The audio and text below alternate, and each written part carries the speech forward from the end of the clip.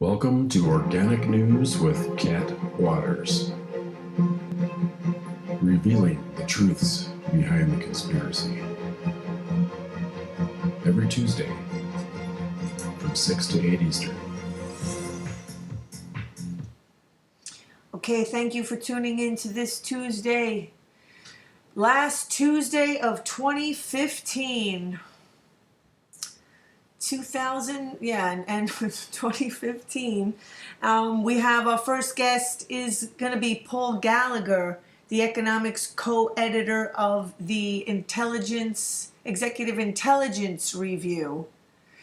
Thank you so much for joining us, Paul Gallagher.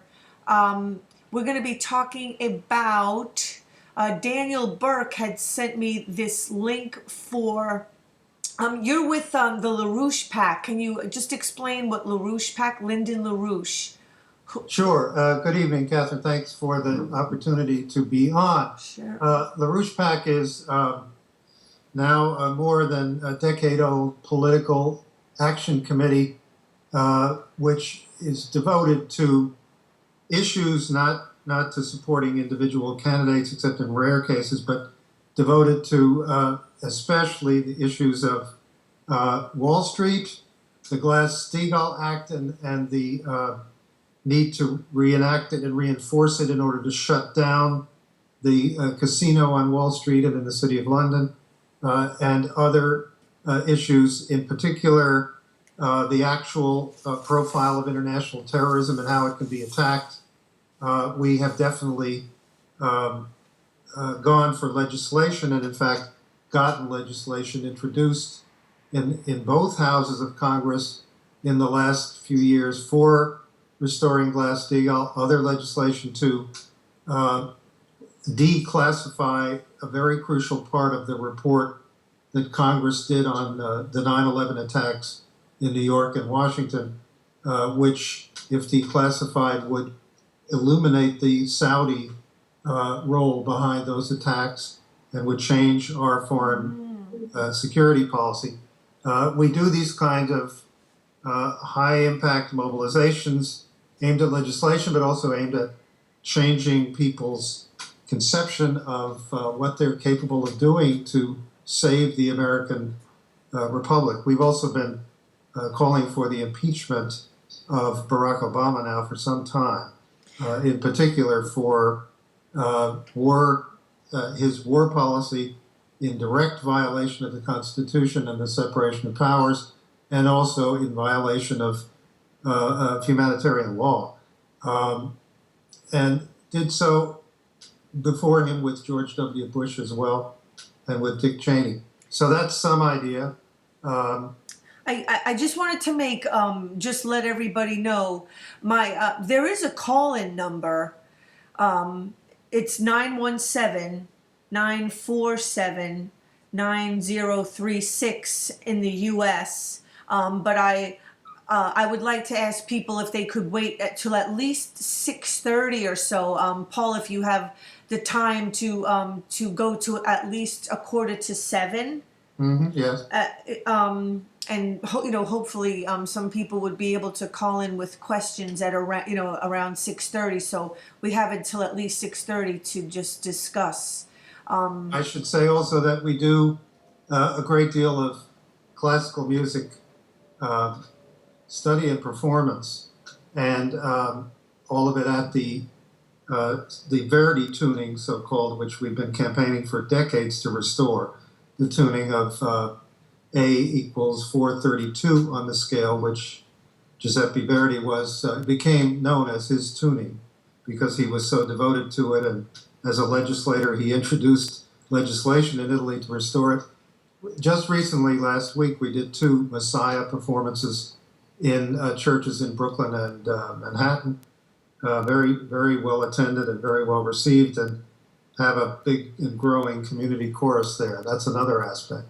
Wonderful. I just also quickly wanted to mention that in the second hour of this show at 7 p.m., I'm just going to play a recorded interview with the former finance minister of Greece, Yanis Varoufakis, with the former economic hitman, John Perkins. That'll be at 7 p.m. Eastern time, right after this. So Paul That Gallagher. looked interesting. Yeah, it took some weeks, to just keep emailing Yanis Varoufakis, but eventually we were able to nail down a time and a date. Of course, it's almost impossible to have somebody, in another country be able to be live at this hour, so it's almost inevitable to just record it. Which I was able to do. So what happened on Saturday? You guys had a big event on Saturday. Can you talk about that? Well, as I referenced, in terms of the problem of Americans, Europeans as well, but Americans in particular, in having had their culture degraded really throughout most of the 20th century, and themselves fragmented as a result into little populist groupings which don't see themselves as big enough people to handle any really important issues, but just little me issues, little us issues.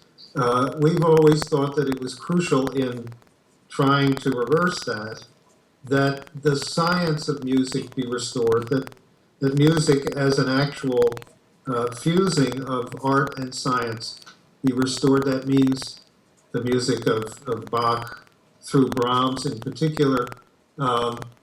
And we've always organized choruses, community or organizational, inter-organizational choruses, wherever we've been.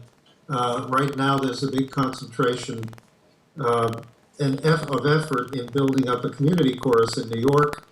And as I mentioned, in reviving a campaign we began 20 years ago with, if not a little more than that, with the participation of many of the leading operatic singers in the world in the 90s and early years of this century, to bring the vocal tuning of orchestras around the world back down from the very elevated heights that they're at now, back down to the tuning which the classical composers composed for.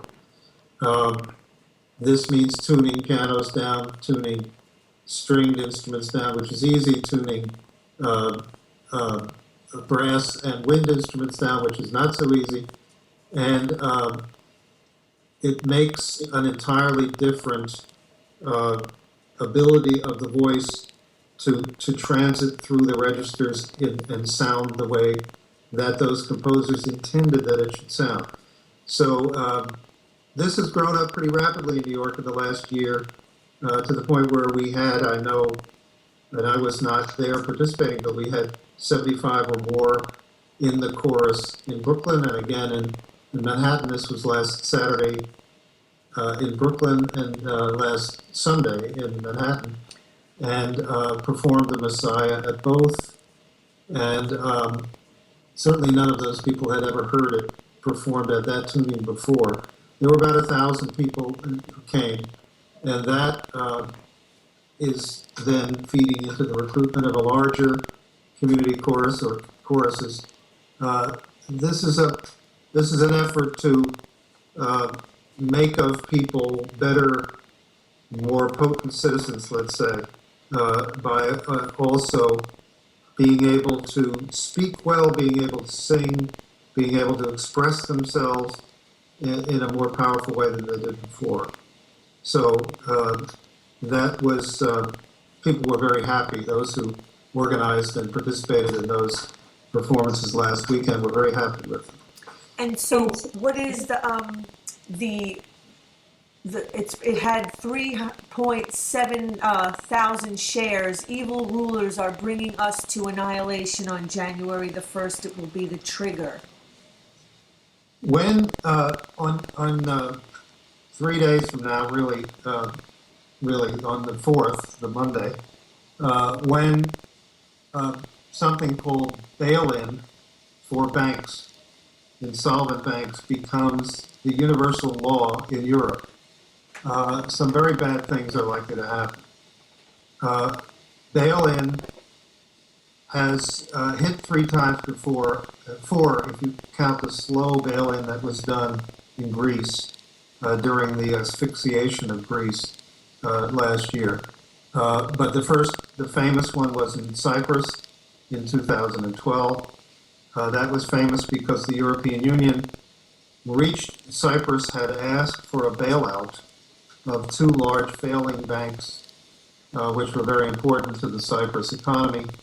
The European Commission or European Union reached in and said, no, there won't be a bailout, you will bail in. That is, these banks will expropriate the debts that they owe to bondholders, and they will expropriate the deposits of depositors above the level of 100,000 euro per depositor.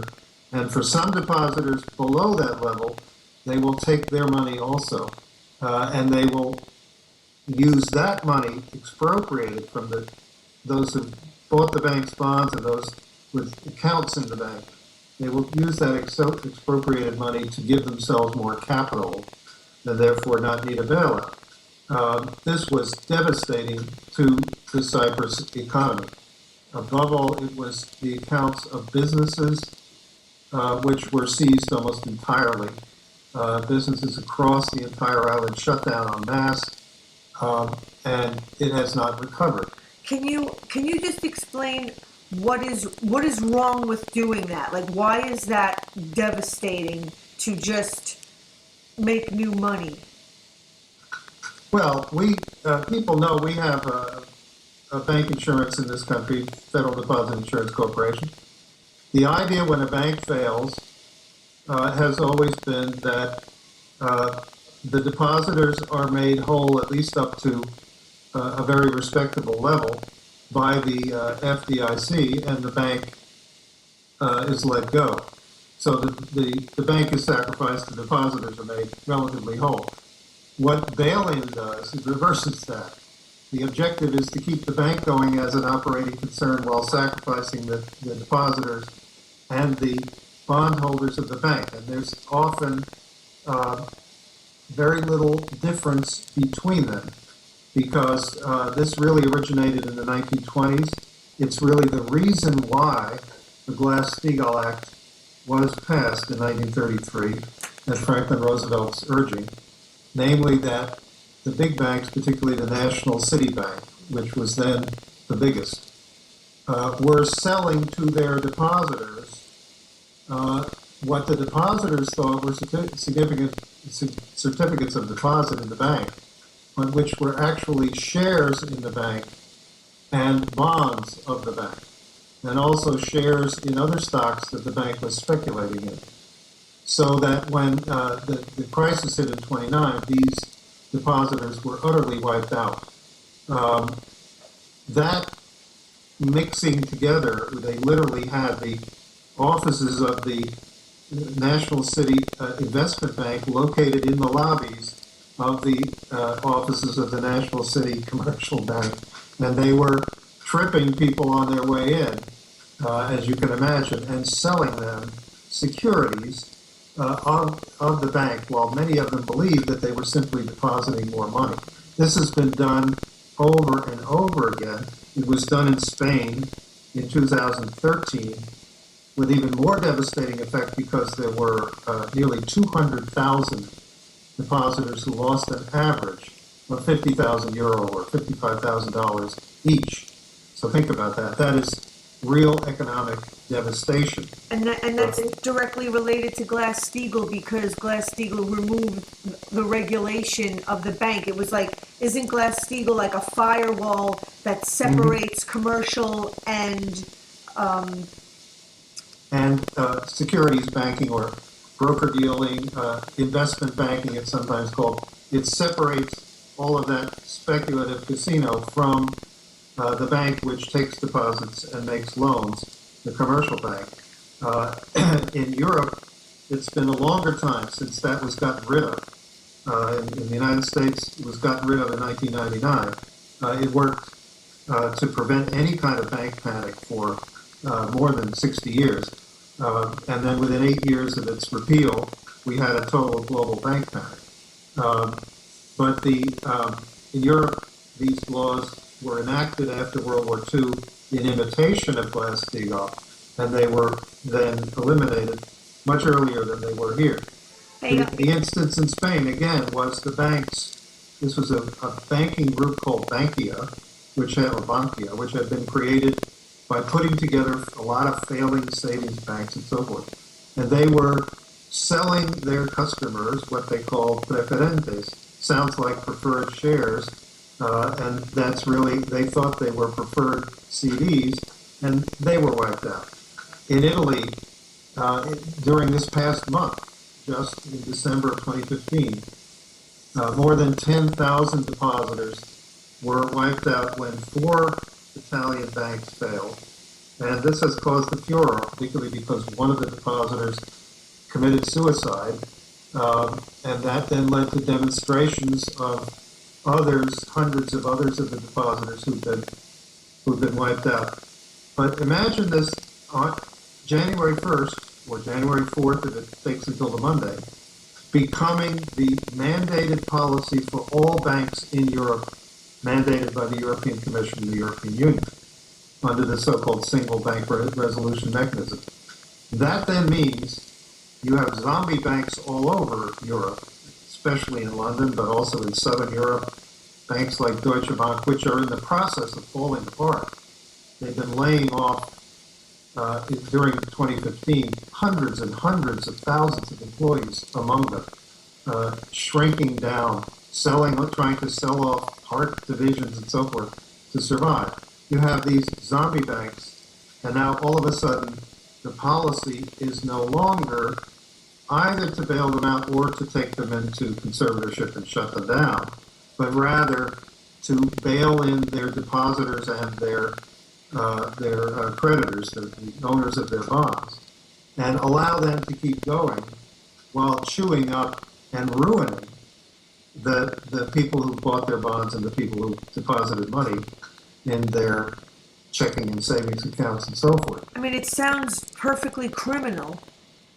Well, it is. I mean, it's never been, there's no history in the United States whatsoever of attempting this kind of what they call technically an open bank resolution, where you sacrifice the depositors and the bondholders to the bank in order to let the bank keep going and supposedly recapitalize all these speculative little divisions that it has, the ones that are issuing derivatives on city credit and the ones that are investing in subprime auto loan securities and so forth, to recapitalize all these little divisions of the bank at the expense of and by sacrificing the very living of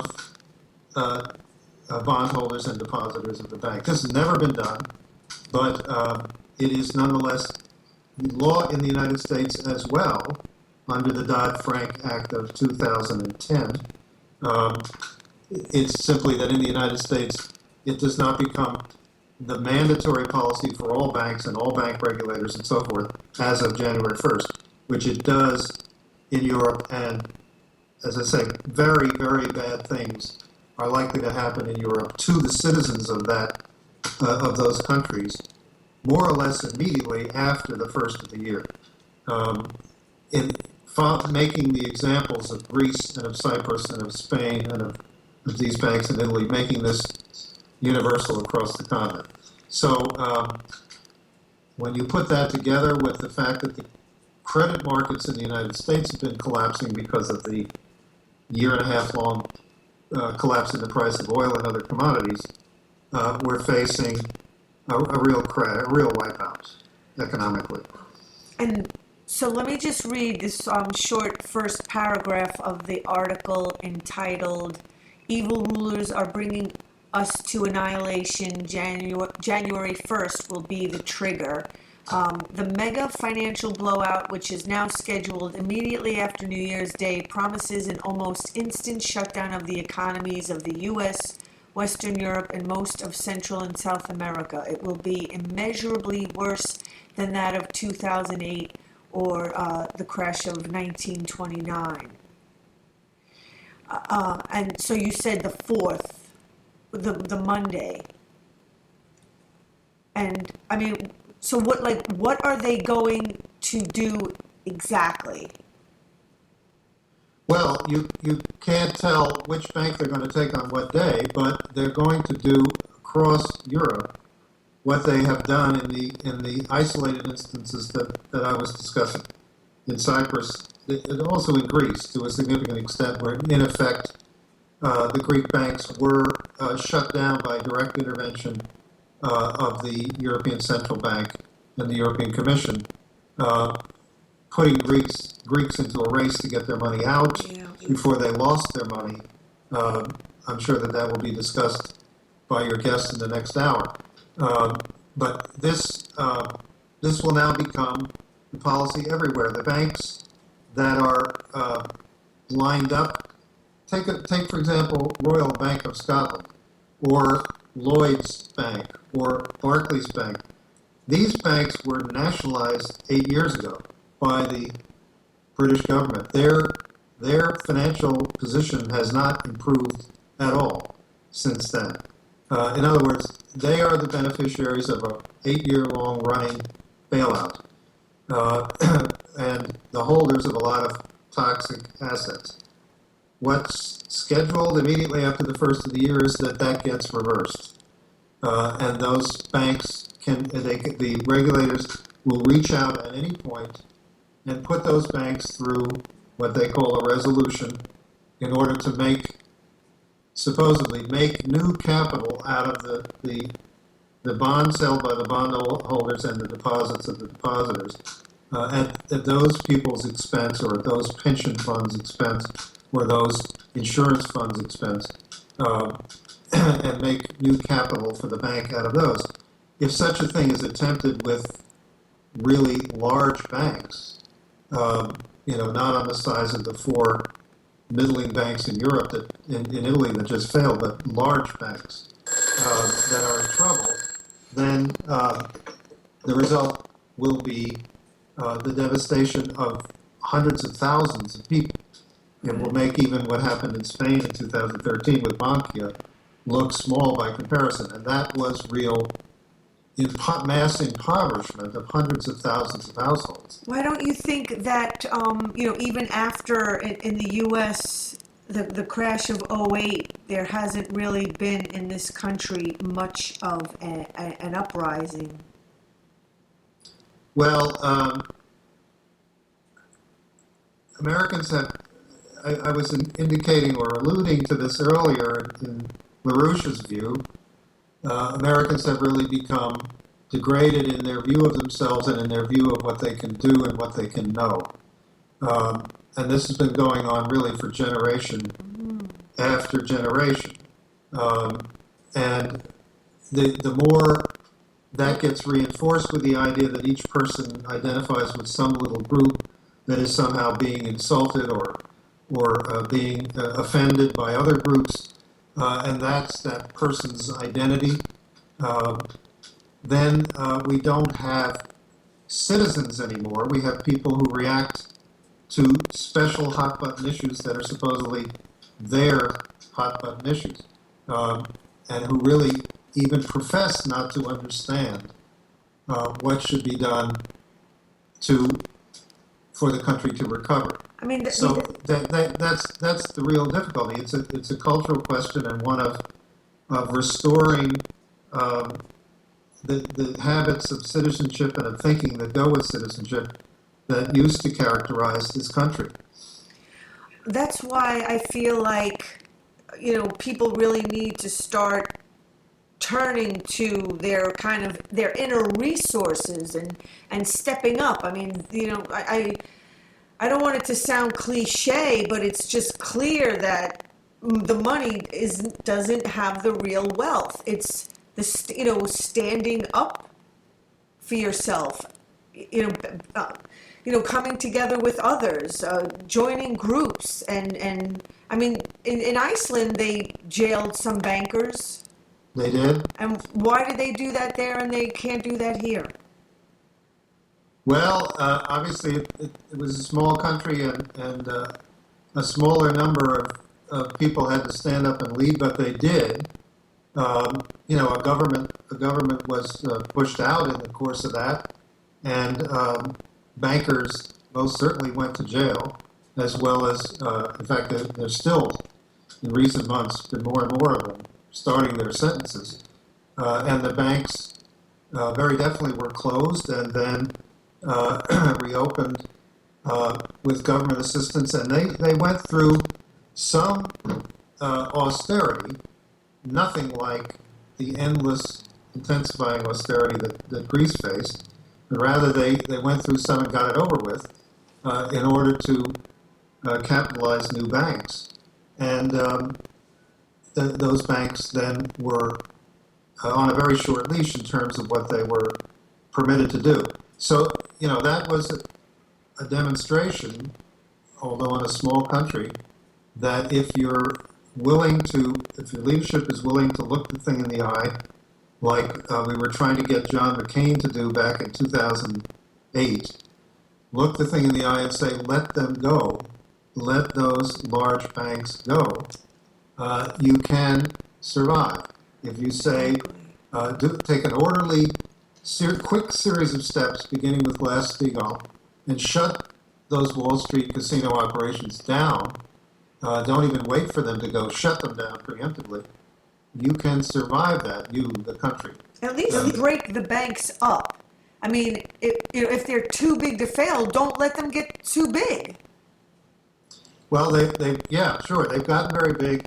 It's more important to break them apart. See, typically, one of these banks, before the Glass-Steagall Act was done away with in the middle 90s, one of those banks would have had 100 or so subsidiaries, even a city bank, a large bank, 100 or so subsidiaries. Now, each of those large Wall Street banks, the top 12, let's say, have thousands of subsidiaries, 3,000 to 4,000 each. And the great majority of those are really securities vehicles for some special trades or special derivatives operations and so forth. You couldn't possibly regulate such a monster. When we restore Glass-Steagall, if we do it quickly and we limit protection entirely to the commercial bank only, most of those casino operations are going to go bankrupt very quickly. That's why we talk about shutting down Wall Street. Most of those, without the oxygen being provided to them by the deposits, right, which is where the money is in banking, by shifting the deposits over into speculation. Without that, most of them will simply go on to liquidate very fast. I feel like it's a very dysfunctional and codependent system that we have. I mean, it's just not a healthy system. Criminals, they're just not held accountable. And during the SNL crisis, about 1,000 bankers were sent to jail with William K. Black, the lawyer on that case. Yes, he's very knowledgeable on that because he was directly involved in, along with other people that we talked to in Washington, who were then on the Senate Banking Committee side of what Bill Black was doing from the regulator's side. Up to a certain point, that was being handled in the right way. However, then there was the intervention already then with the so-called Keating Five, the intervention of bank money into Congress, which abruptly shut down the process, which would have really gone after the banks and non-banks which had ruined the savings bank model. They had ruined it from the outside and left the savings banks to go into speculation and ruin themselves. But really, it was the big money market mutual funds and so forth that had ruined the savings bank business model from the outside, so that the savings banks was just a matter of time before they screwed themselves up and went out of existence, as they did. But the big fish were not gone after there, and we've had since then, as everyone knows, tremendous increases in the direct bribery of our federal officials and members of Congress by Wall Street. we campaigned all over the country in state legislatures, to get resolutions passed calling for Glass-Steagall to be restored. And in 2013, 2014, this was very successful. More than half the states in the country passed them. Republicans and the state legislators were just as enthusiastic or more than Democrats for getting Glass-Steagall restored. And then the American Bankers Association came with the money and the threats, and really conducted a campaign against us on the state level, combination of bribing people and really threatening the people who were sponsoring those resolutions, and indicated just how determined the big banks were to keep Glass-Steagall out. So one thing that it's like the cross with Dracula for them. Anything you can do, anything else, pass anything else, but not Glass-Steagall. Well, that means that we should do it even more then. Yes, of course, because it's as even the best regulators like Thomas Honig at the FDIC have said this over and over again in recent years. If you haven't reorganized or broken up those banks, as you said, before they crash, you will not be able to handle their crash. Exactly. All you'll be able to do is just throw up your hands and say, bail them out, bail them out, bail them in. It's really a combination of the two. Sacrifice everything for these banks. If you have broken them up before they crash and shut down the speculative operations or left them on their own, they'll tend to shut themselves down. If you've done that in advance, then you'll be able to handle a crisis in banking in the way that we did. For example, when Salomon Brothers went bankrupt, when Drexel, Burnham, Lambert went bankrupt.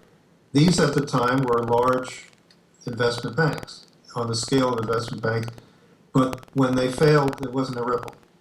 But when Lehman failed, because in the meanwhile, in the decades since Glass-Steagall went away, the big commercial banks had become totally intertwined with all the investment banks and the shadow banks and so forth, so that even one of them, not even the largest one, just one Lehman couldn't fail without bringing everything down. It was a different world entirely from when Glass-Steagall was still along the line. You don't help a drug addict by continuing to feed them drugs. I mean, you at least wean them and at least give them less hits or, whatever the drug is, over the course of time and wean them off of it. I mean, well, we really have to act fast now. Yeah. There's really just a matter of a very short period of time, and then we're going to be smashed over the head with a new so-called bank regulation policy, which actually means not just for those who commit suicide, it means death for a lot of people. It means mass impoverishment as it's implemented, just like what has happened with the failure of all the banks in the Depression. I just wanted to say that the call-in number again. I didn't really post the call-in number on Twitter because there's only such limited space, you can't fit a lot of words. So it's 917-947-9036 if anybody has a question for Paul Gallagher. And I also wanted to mention, not on the last week's show, but the week before that, I was interviewing a journalist named David Dayen, Dayen, who wrote an article about weaning the banks off of all of this money, all this dividend. Like, they were getting ridiculous dividends, like some glitch that nobody was paying any attention to, and they actually realized it and cut all these dividends that these banks were getting. And during that show, I played this clip of Timothy Geithner and Ben Bernanke at the Barnes & Noble at Union Square in New York City, talking about, Ben Bernanke's book, The Power to Act. And he, they took, questions from the audience, I'm assuming, written down on little index cards, and Timothy Geithner was asking, one of the questions was about Glass-Steagall, and would that have helped or protected against the crash of '08? And Ben Bernanke said it would not have mattered. If people want to, it's on my YouTube channel, April Waters with 2 T's. And it was a really large crowd. I mean, it was a few, 300 people or so.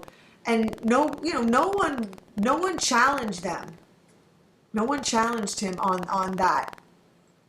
When Glass-Steagall was being put forward aggressively in Congress in 2010 and 2011, it was smashed down by the Obama administration, by the president personally, by Geithner, less so by Bernanke, who did much less overt lobbying, but especially by Geithner and Obama, who waded in and stopped it.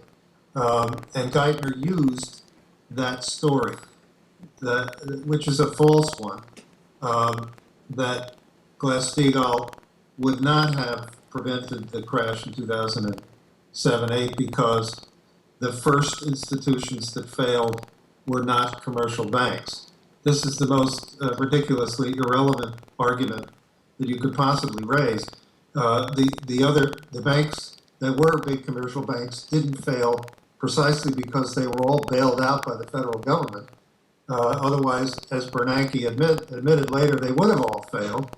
And the whole point was that the non-banks like Lehman and AIG and so forth had become completely intertwined by the same derivatives operations, the same securities bets, and so forth, and by interlending from the commercial banks into the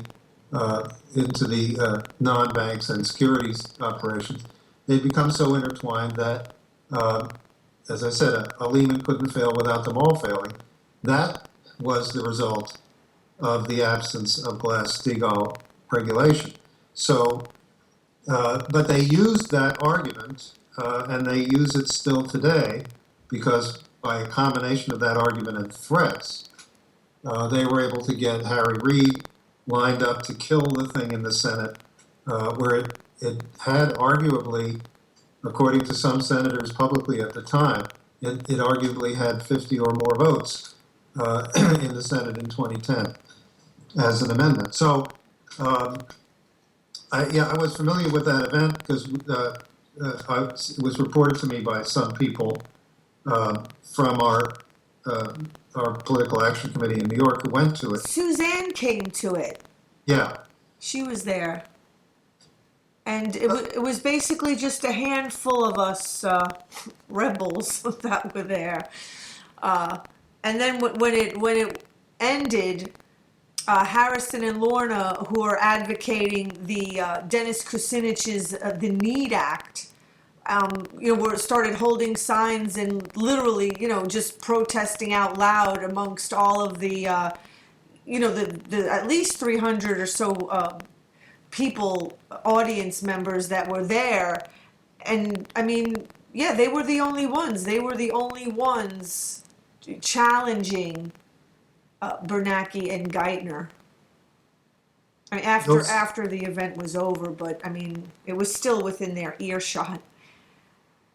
I know that we'll soon see a clamor for Glass-Steagall again, even in Congress. But the problem is, the chances are it will be too late because they are all sitting around saying, if the thing really collapses again, and again people are thrown into mass unemployment and misery, why then we'll know that we need Glass-Steagall. By then it will be too late, because there are 80 sponsors of it in the House and whatever 10 or so in the Senate, but for it to run through those houses, they keep on saying that'll happen after these events. Well, then it will be too late because they will be worse this time, and the strategy is much worse. The strategy of the banks and the bank regulators is much worse and calls for mass impoverishment of of people I mean, they're to keep these going. yeah. I mean, they're not dealing with the problem by doing what they're doing. They're just, covering it up and making it worse. They're not addressing and solving and healing or curing. See, LaRouche feels that in order to solve this problem, you must start with breaking the banks up with Glass-Steagall. First, you have to want to solve it. That's true. And then you have to immediately want to do what Franklin Roosevelt did. You have to immediately follow by creating what he sometimes calls a buffer of credit, of new credit, national credit, whose purpose is to get people working again at highly productive employment, and particularly focused around really modern new infrastructure platforms for the country, economic infrastructure for the country. But above all, to get that credit going as Alexander Hamilton did it with the First Bank of the United States, and as Franklin Roosevelt did it with the Reconstruction Finance Corporation, you have to follow immediately on shutting Wall Street down by replacing all that froth with real national credit for productivity and employment.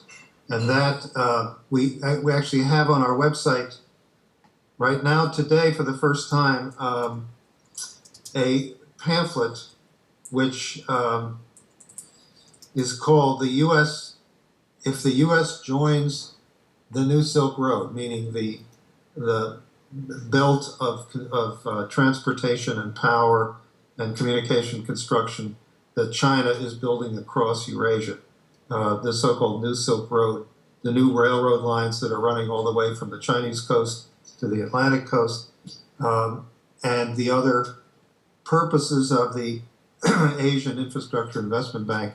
If the U.S. joined that, as most of its allies have, and as China has invited the U.S. to do, then we could really put credit into very bold Tennessee Valley type projects, but for the modern needs. For example, tackling the Western drought in the United States, tackling the complete lack of any high-speed rail communications in the United States, or between North America and Eurasia across the Bering Strait.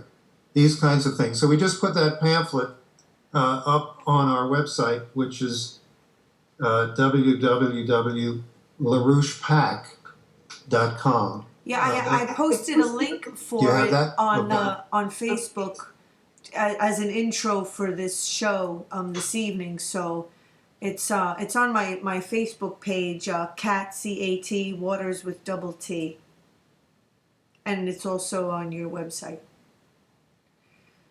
And that gives an idea of what can be done immediately following our taking action to shut this Wall Street casino down. What is happening to the infrastructure in this country? Well, we haven't invested in it in any significant way since since we landed on the moon. You can look at a chart of the budget of the investment in NASA, and it looks like a cliff, which in 1967... We're going to be going off of it soon. Yeah, in 1967, we went off it. Before the first man had actually landed on the moon, that budget was already in the process of disappearing so abruptly that if you look at the chart, it looks like it fell off a cliff in 1967. So already when we landed on the moon, we were abandoning any serious infrastructure, and that is infrastructure. That's real modern infrastructure, exploration of space. And just before that, we had the Eisenhower National Highway Construction Program with the gasoline tax created to fund that. Since then, nothing, not a single national infrastructure mission have we ever defined. All we do is every 5, 6, 7 years, Congress passes something called a highway bill, which is a pothole filling bill, and that's it. So there has been effectively not zero, but negative investment in modern infrastructure in the United States for 2 generations, more than that, for nearly 60 years.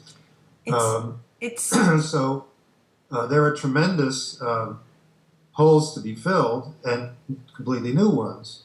As I indicated, how do you get water in the West? I mean, Where is there water? How do you get it? This is a very adventurous infrastructure problem, which we deal with in detail in that pamphlet. And there's a tremendous volume of skilled employment involved in that also.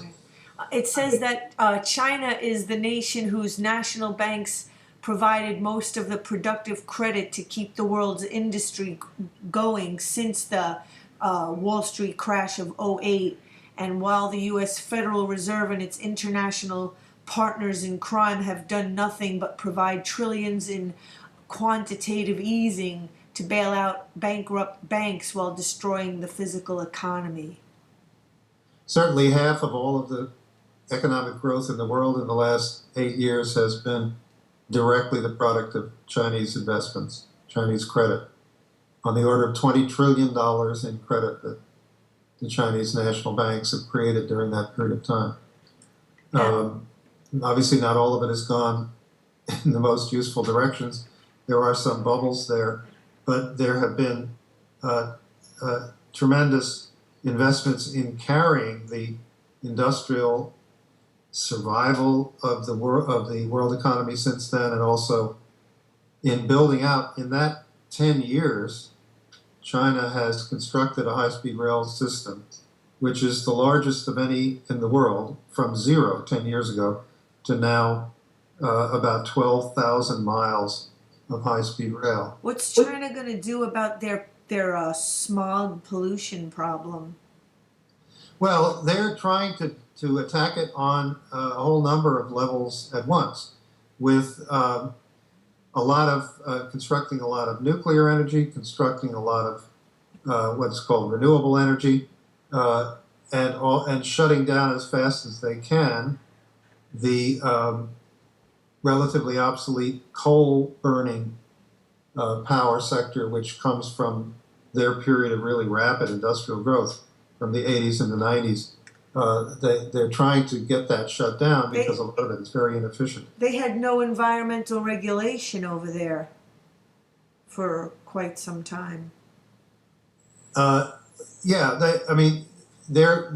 now undertaking the kind of sound environmental regulation which many of the industrial countries took before, but China, after all, has just gone through this very rapid period of industrialization. They're now, as I say, they're now attacking that problem on a number of levels at the same time. They've had worse pollution in the past, actually, although it got a lot of publicity last month. In that bowl that runs from Beijing to the southwest and is ringed around with mountains, that area of cities, they've had in the past pollution even more serious than they had in the course of November, December 2015. I'm just going to read from the website of new release LPAC pamphlet. The U.S. joins the new Silk Road. Where the heck did I see it? Okay. See, I just lost my. Okay, it says China has lifted 600 million people out of poverty over the last 30 years. They've built 11,000 miles of high-speed rail lines in scarcely a decade, and they are planning to have triple that amount by 2020. The U.S., by comparison, has a grand total of 456 miles of high-speed rail lines, and even that's stretching the definition of high speed to the limit. Besides its national high-speed rail grid, China is developing an indigenous nuclear power industry. It says indigenous. Meaning building the plants themselves. And they even have plans to start exporting what I think is called the Huawong 100 reactor. They haven't done that yet, but they have begun to build. This is a barrier that is difficult for nations to get over. As the case of India illustrates, to be able to build nuclear power facilities without importing most of the parts or the pressure vessels and so forth from other countries. So that's where China has just gotten. And then they also just put up the highest resolution satellite in interplanetary space yesterday. But this is where we've got to get to, but we've got, people have got to realize that they have no time Exactly. to gaze into the future about this, that we're facing very serious, maybe really catastrophic consequences of chaotic bank collapses and, as I said, bank bail-ins, starting almost immediately. And we are, in the United States, more so sitting on top of a credit market collapse coming from the tremendous plunge into shale oil and shale gas that we've made in the last decade or so, where really all of the capital formation in the economy has gone into that one thing.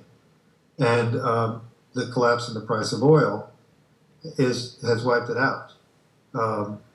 And has wiped out what is called the junk credit markets and is starting to slam into the investment grade credit markets. We have big troubles immediately ahead as well. So it says that at the APEC meeting in Beijing in November of 2014, Chinese President Xi Jinping, with President Obama at his side, Obama was formally invited with the U.S. to leave confrontational geopolitics aside and join the BRICS and allied nations in the endeavors on a win-win basis. But you don't expect Obama will take up that offer? No, he turned it down. Said that no, China had to learn to play by the rules that we make. Oh boy! Really? That the TPP, the so-called Right. Trans-Pacific Partnership, was aimed at making rules that China would have to follow, and that he said, we don't believe that China can. Essentially, we don't believe that China can set up an honest international infrastructure bank. But he was deserted then. After doing that, he was deserted by all of the European countries who did join the AIIB, and really, of significant countries in the world, only the United States and Japan remain the outliers who refused to join that bank. It just went into operation and is just now beginning to make its first infrastructure loans. So Obama just, after the COP21 in Paris is talking all about, doing all this stuff to save the environment, and yet he's doing everything. The TPP is exactly the opposite. Sure. Honesty was never a strong suit with him. How do you get him impeached? I want to get to that before we only have 3 minutes left.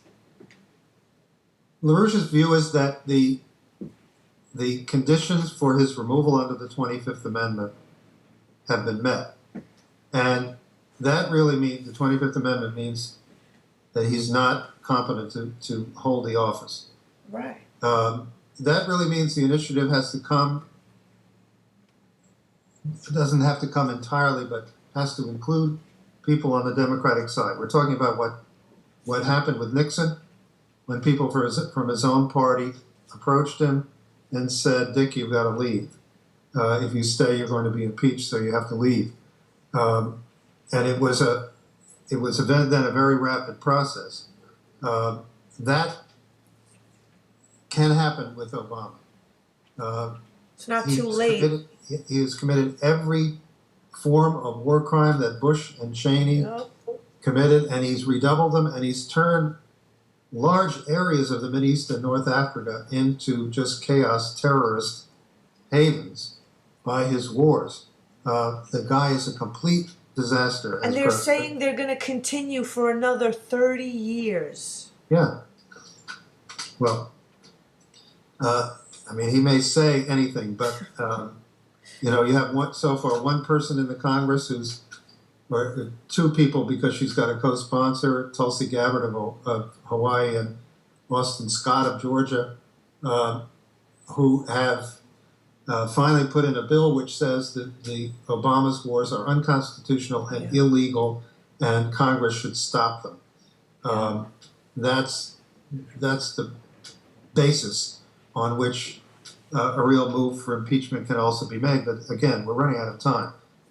He has to be out of there now. So we have about a minute, actually 45 seconds. So again, where can people find more information? Well, the website you've already posted, that link to the LaRouche PAC website, if they want to call to Executive Intelligence Review, they can call at 1-800-278-3135, which is a toll-free line for calling Executive Intelligence Review. And you know, our website, as you probably know, is extremely mobilized and active. Both the reporting of our events and the intelligence reporting changes every day. Marching orders change every day. So I would really ask people, especially now in the coming days, go to that website early and often during the day and find out what you can do. So thank you so much, Paul Gallagher. Thank you very much, Catherine, for having me on. And Happy New Year. And the same to you. Okay, thank Let's you. hope for it. Yeah. Let's hope we make it. Right, we have to make it a new year. Okay. Have yourself a great night. Thanks, you too. Okay, bye.